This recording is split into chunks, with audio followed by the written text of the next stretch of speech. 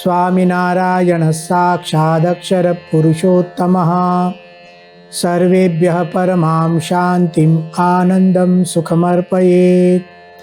वसुदेवसुतं देवं कंसचाणूरमर्दनं देवकी परमानन्दं कृष्णं वन्दे जगद्गुरुम्।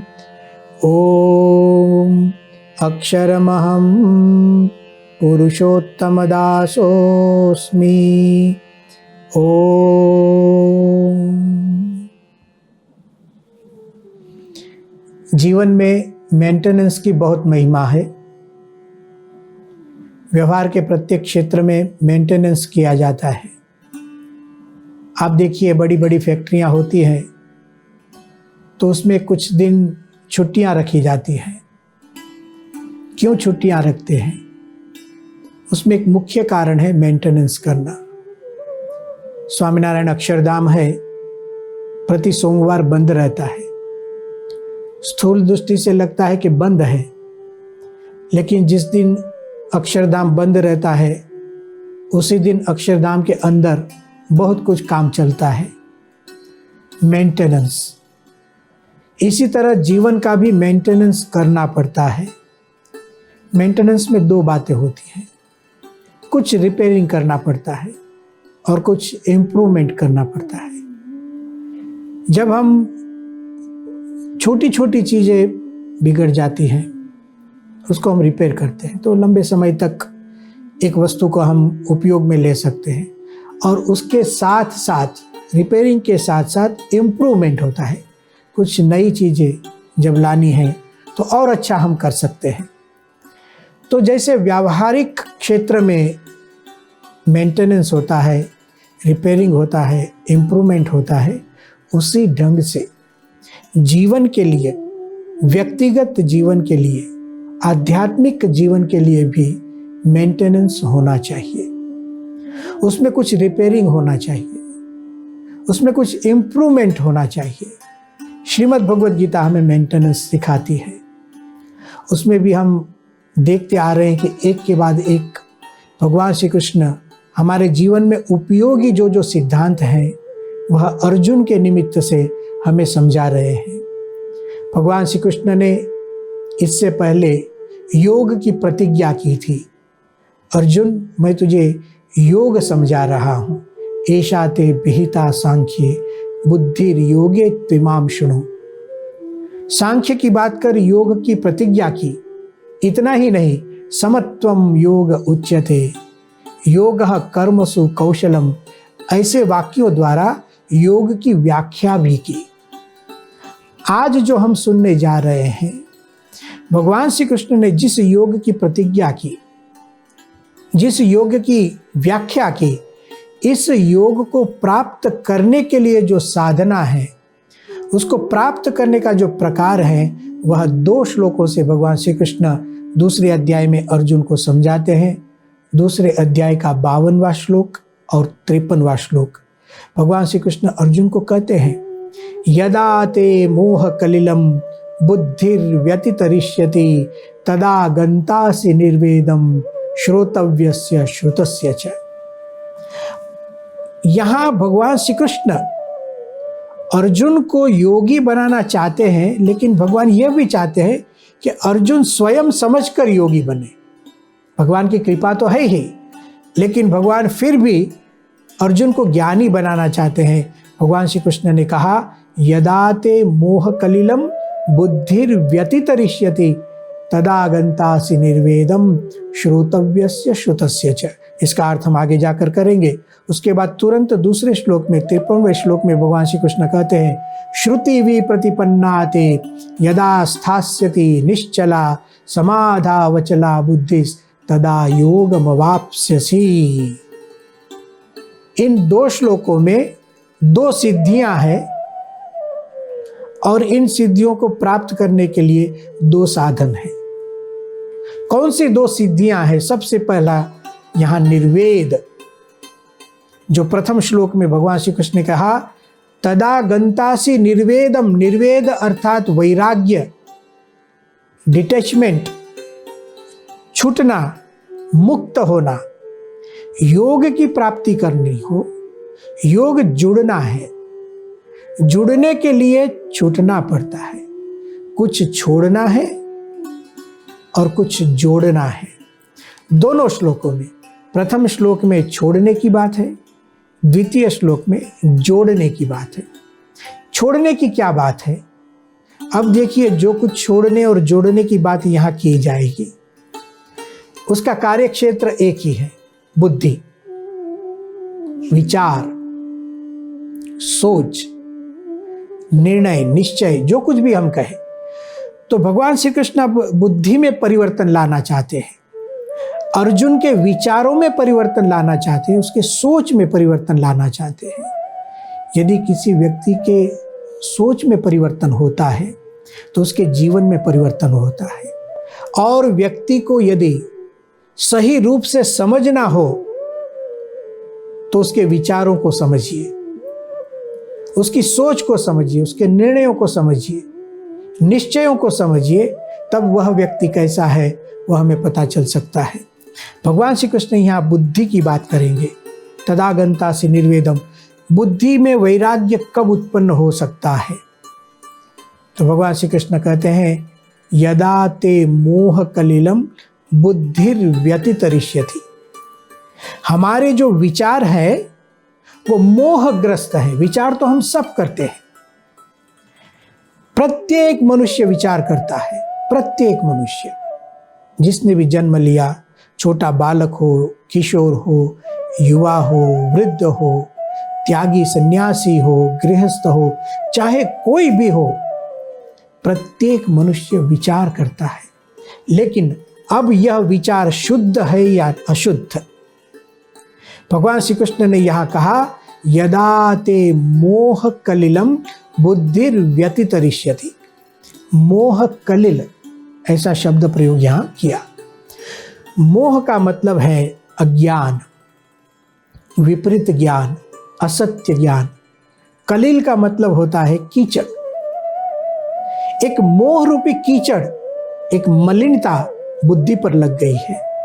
अब जब बुद्धि में मलिनता, विचार में मलिनता मिश्रित हो जाती है, हमारी सोच में मलिनता आती है, तो इसी सोच में से तो जीवन बनता है। तो हम जीवन में प्रत्येक कार्य करते हैं, सोच कर करते हैं। यदि सोच में ही मलिनता है, प्रदूषण आ गया, तो उसके जीवन के वर्तन में, उसके कर्मों में भी प्रदूषणता आ जाती है। भगवान श्री कृष्ण अर्जुन को कहते हैं, देखो अर्जुन, विचारों को शुद्ध करो। प्रथम शुद्धि आवश्यक है। हमने जैसे यहाँ दो बातें की हैं कि एक डिटैचमेंट है, एक अटैचमेंट है, एक छोड़ना है, एक जुड़ना है।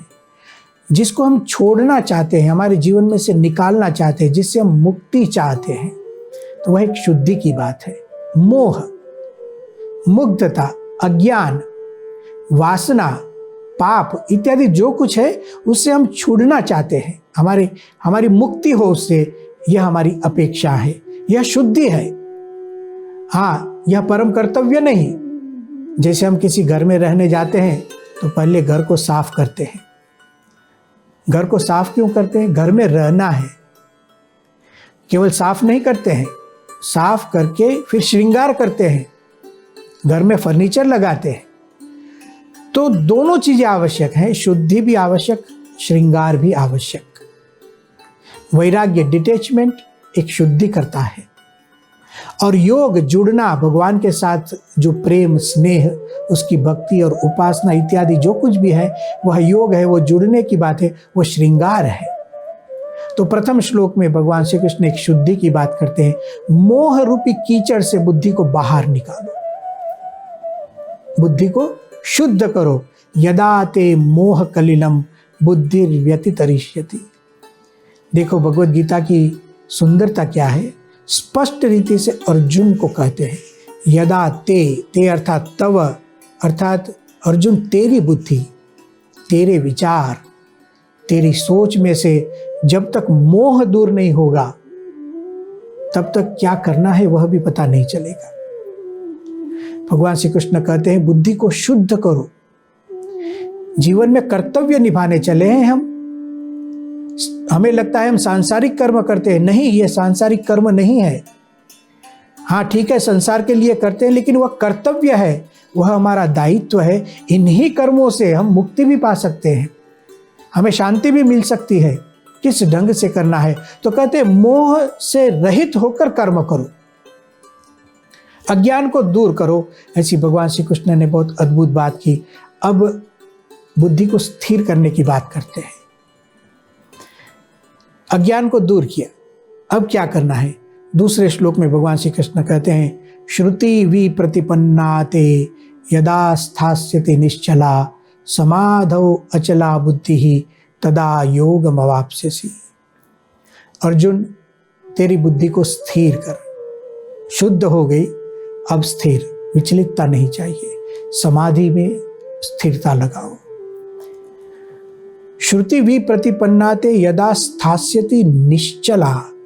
देखिए यहाँ निश्चल और अचल दोनों शब्दों से समाधि में स्थिरता लाने को कहते हैं। अर्जुन को कहते हैं, रणांगण में कहते हैं।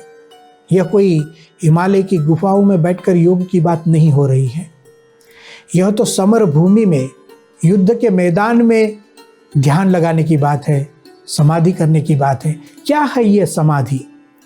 भगवान श्री कृष्ण समझाते हैं, बुद्धि को स्थिर करना यह समाधि है। कर्म करते रहो लेकिन बुद्धि को स्थिर करो। स्थिरता के लिए निश्चल और अचल दो शब्द प्रयोग यहां किए। अब देखिए, जब हम जीवन लेकर बैठे हैं तो वैचारिक अस्थिरता क्या है उसको समझना चाहिए। आज के युग में साइंस में भी देखेंगे, साइकोलॉजी में भी आप देखेंगे तो मेंटल डिसऑर्डर्स की बात होती है। मनुष्य पागल हो जाते हैं और इतने विचलित हो जाते हैं, विक्षुब्ध हो जाते हैं। आज हम सुनते हैं मेंटल इलनेस की बात होती है। मानसिक रूप से रोगी बन जाता है और उससे ही कुछ कर्तव्य में भी जुड़ नहीं सकता है, कुछ काम करने का मन नहीं होता है, आलस बढ़ जाती है, प्रमाद हो जाता है, भय, शंका इत्यादि। देखो एक के बाद एक यह सब दुर्गुण आते हैं। कब? वैचारिक अस्थिरता जब आती है, जब मेंटल डिसऑर्डर्स हो जाते हैं। हाँ, बहुत बड़े पैमाने पर नहीं होता है, उसकी मात्रा कम होती है, इसलिए हमें कोई पागल खाने ले नहीं जाता है, लेकिन हम कुछ अंश में तो अवश्य पागल हैं। यदि मन में विषाद है, मन में दुख है, तो समझ लीजिए हम थोड़े से पागल तो है ही। हाँ, वो बढ़ जाता है तो पागल खाने में लेकर जाते हैं। हमें सोचना चाहिए। श्रीमद् भगवद गीता के यह शब्द हमारे लिए अत्यंत उपयोगी हैं। भगवान श्री कृष्ण बुद्धि की स्थिरता की बात करते। देखिए, श्रुति विप्रतिपन्नाते यदा स्थास्यति निश्चला।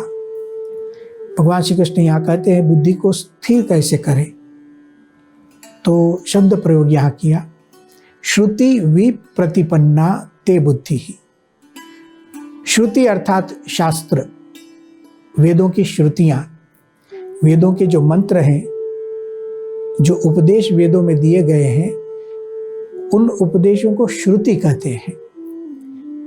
श्रुति इसलिए कहते हैं कि प्राचीन काल से, वैदिक काल से हमारे ऋषियों को आविर्भाव हुआ था। ऋषयः मंत्र द्रष्टारः, उनको भगवान की कृपा से मंत्रों का साक्षात्कार हुआ था, और जो साक्षात्कार ऋषि मुनियों को हुआ, उन्होंने इन मंत्रों को सुनाया अपने शिष्यों को। और एक श्रवण परंपरा चली, श्रुति परंपरा। गुरु शिष्य को सुनाते हैं तो शिष्य ने सुनकर, श्रुत्या कान से श्रवण कर ज्ञान को, वैदिक ज्ञान को प्राप्त किया। इसलिए इन मंत्रों को भी मननाद मंत्र, मनन करते हैं, चिंतन करते हैं, इसलिए मंत्र कहते हैं। और शिष्य सुनते हैं, इसलिए उसको श्रुति भी कहते हैं। भगवान श्री कृष्ण कहते हैं बुद्धि को स्थिर करना हो, श्रुति विप्रतिपन्नाते। शास्त्रों के जो शब्द हैं, वैदिक सनातन धर्म के जो शास्त्र, उनके जो शब्द हैं, उन शब्दों को पुनः पुनः सुनिए, शास्त्रों को पढ़िए। शास्त्र सामान्य बाबत नहीं है, शास्त्र सामान्य वस्तु नहीं है। लौकिक दृष्टि से भी देखें तो शास्त्रों में हजारों वर्षों का अनुभव निहित है। शास्त्रों के वाक्य ऐसे ही नहीं बनते। जैसे हमारे शास्त्र कहते हैं संसार में सुख नहीं, हजारों वर्षों का अनुभव है, फिर जाकर कर एक वाक्य बनता है। जैसे भगवत गीता में हमने देखा था, जातस्य ही ध्रुवो मृत्युः ध्रुवम जन्म मृतस्य च, जिसका जन्म उसकी मृत्यु निश्चित, संपूर्ण जगत परिवर्तनशील है। यह हमारे शास्त्र के वचन। हजारों वर्षों का अनुभव। बुद्धि को स्थिर करना हो तो प्रतिदिन शास्त्र का पठन कीजिए, वेदों को पढ़िए, उपनिषदों को पढ़िए, रामायण को पढ़िए, महाभारत पढ़िए, श्रीमद् भगवद गीता को पढ़िए, भगवान स्वामीनारायण के वचनामृत पढ़िए, महंत स्वामी जी महाराज ने लिखी हुई सत्संग दीक्षा पढ़िए। जो भी शास्त्र हमारे वैदिक सनातन धर्म के जो शास्त्र हैं, आप रामचरितमानस पढ़िए, अद्भुत मनुस्मृति पढ़िए।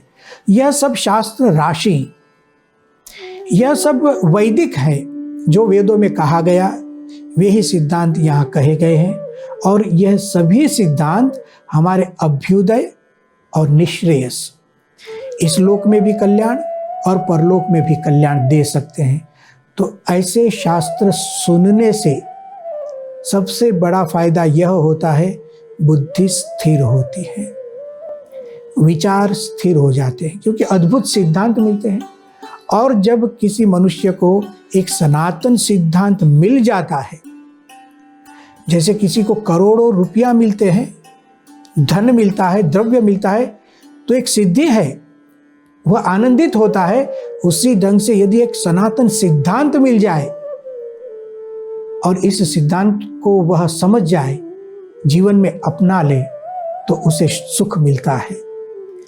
तो शास्त्रों को पढ़ना चाहिए। श्रुति विप्रतिपन्नाते यदा स्थास्यति निश्चला। हमारी जो बुद्धि, उसको निश्चल करने के लिए श्रुति शास्त्रों को पढ़िए। हाँ, जब भी हम शास्त्रों को पढ़ते हैं तो एक योग्य गुरु के मुख से शास्त्रों को सीखने चाहिए, पढ़ने चाहिए। जिस गुरु के जीवन में शास्त्र कथित जो सिद्धांत हैं वह यथावस्थित रूप से गुरु के भी जीवन में हो, ऐसे गुरु के पास, जो गुरु स्वयं श्रोत्रिय हो, शास्त्रों के सिद्धांतों का रहस्य जिनके पास हो, आत्मसात जिन्होंने किया हो, स्वयं ब्रह्म स्वरूप हो, पर ब्रह्म में जिनकी निष्ठा हो, ऐसे गुरु के मुख से शास्त्रों को समझना और उन सिद्धांतों को जीवन में अपनाना, तब जाकर के बुद्धि निश्चल होती है।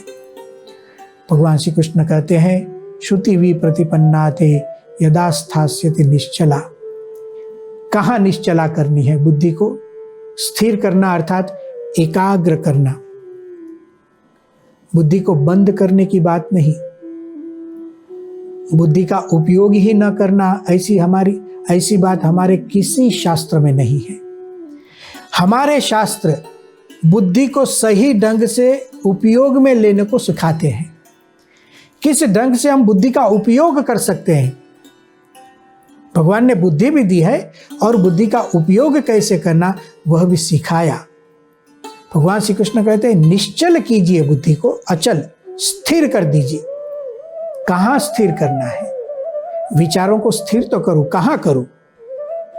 विचार शून्य नहीं, एकाग्रता। एकाग्रता में विचार सतत होते हैं, लेकिन एकाग्र होते हैं, वो एक समाधि की स्थिति बन जाती है, एक फ्लो आता है, एक प्रवाह बन जाता है, एकाकारता वहां हो जाती है। भगवान श्री कृष्ण ने उसके लिए शब्द प्रयोग किया, समाधावचला बुद्धि। बुद्धि समाधौ अचला भवति। बुद्धि की स्थिरता क्या है? बुद्धि समाधि में अचल हो जाए। समाधीयते मनः अस्मिन् इति समाधि ही परमात्मा। जहां हमारा मन, हमारी चित्त की वृत्तियां, हमारे विचार इत्यादि सब कुछ समाधीयते, जहां लग जाता है, जहां जुड़ जाते हैं, ऐसे परमात्मा, उसको यहां समाधि शब्द से कहा। हमें भगवान में समाधि लगाना है, हमें भगवान के स्वरूप में सन्निहित हो जाना है, प्रत्यक्ष नारायण स्वरूप में समाधि लगानी है। ऐसी समाधि जब लग जाती है, समाधौ अचला बुद्धि ही, भगवान श्री कृष्ण ने वरदान दिया, तदा योगम अवाप्स्यसि, तब तुझे योग की प्राप्ति होगी। देखो योगी हो जाते हैं। योगी का सीधा लक्षण यहां है समाधान, कोई प्रश्न न हो, जीवन में कोई आशंका न हो, संतोष, परिपूर्णता, कृतकृत्यता जहां पर भी है वह योग है। भगवान श्री कृष्ण ने अद्भुत बात अर्जुन को समझाई। यहां श्रुति भी प्रतिपन्ना, यह जो शब्द है उसका और एक अर्थ होता है। पहला अर्थ तो हमने किया शास्त्रों से जिसकी बुद्धि परिनिष्ठित शुद्ध होती है, ऐसी एक बुद्धि। दूसरा अर्थ है श्रुति विप्रतिपन्न। विप्रतिपन्न शब्द का एक अर्थ है विभ्रांत,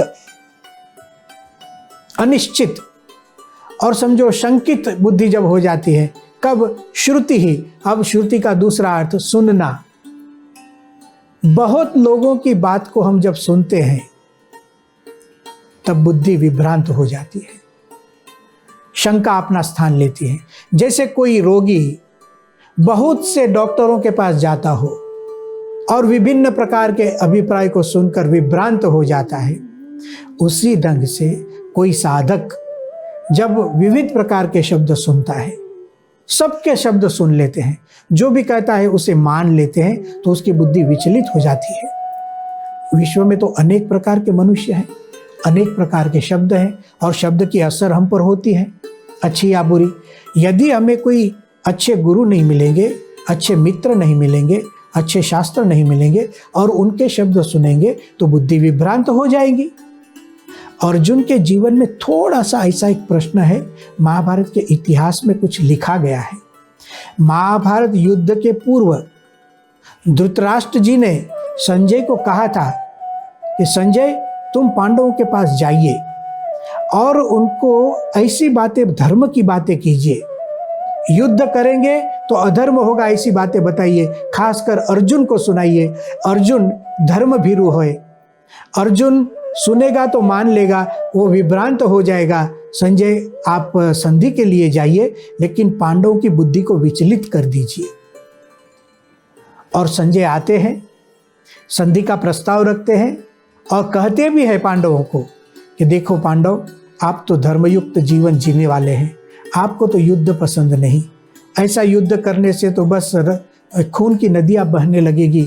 ऐसे राज्य को पाकर आपको कैसे सुख मिलेगा? आप तो पुण्य करने वाले हैं, पाप कभी करते नहीं हैं। ऐसे शब्द संजय ने सुनाए थे धृतराष्ट्र के कहने से। असर देखो अर्जुन को हो गई। श्रुति भी प्रतिपन्ना थे, सबके शब्द सुने तो शब्द की एक असर होती है, एक प्रतिक्रिया, एक रिएक्शन आता है। अर्जुन पर रिएक्शन आया और पहले अध्याय में हमने सुना था अर्जुन जो कुछ भी भगवान श्री कृष्ण को सुनाते हैं, इनमें से बहुत से शब्द संजय ने अर्जुन को कहे थे, जो शब्द संजय को धृतराष्ट्र ने कहे थे। अब श्री कृष्ण यहाँ एक शुद्धि भी करते हैं। अर्जुन, सबकी बातें आपने सुनी, अब मैं जो कहता हूँ उसे सुनिए। श्रुति भी प्रतिपन्नाते यदा स्थास्यते निश्चला। मेरे वचन में आपकी बुद्धि जब स्थिर होगी, भगवान श्री कृष्ण कहते हैं, हे अर्जुन, तब योग की प्राप्ति होगी।